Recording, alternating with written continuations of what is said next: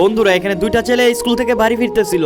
আরে আরে আমি তো পরীক্ষায় ফেল করেছি, আব্বু যদি জানে আমি ফেল করেছি তাহলে তো আমাকে বছর মারবে। এখন আব্বুর সামনে কিভাবে যাব? আমার ভাই তো ফাঁস করেছে কিন্তু আমি তো ফেল। আমি আগেই জানতাম তুই এবারও ফেল করবি। আমার ছোট ছেলে ভালো, পরীক্ষার মধ্যে প্রতিবারই ভালো রেজাল্ট করে, আর তুই যে প্রতিবার ফেল করবি এটা আমি আগে থেকেই জানি। আরে আব্বু আমি তো তোমার ছেলের মতো কোচিং করি না, তাই তো আমি ফেল করলাম। আমিও যদি তোমার ছেলের মতো কোচিং করতাম তাহলে আমিও তো আজকে ফাঁস করতাম। আরে ওইখানে তো আমার মামা বসে আছে, মামাকে নিয়ে আমার রেজাল্টটা দেখাই। আরে বাগনিয়ে তুই তো পরীক্ষায় ফেল করলি? হ্যাঁ মামা আমি তো পরীক্ষায় ফেল করছি। মামা আমার ভাই তো পাস করেছে কিন্তু আমি ফেল করেছি, আমি তো কারো কাছে কোচিং করি নাই তার জন্য। শুনলাম তুমি নাকি বিয়ে পাস, আমাকে কোচিং করাতে পারবে?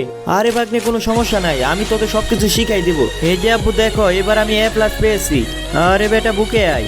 আরে না না তোমার বুকে না, আমি আমার মামার বুকে যাব।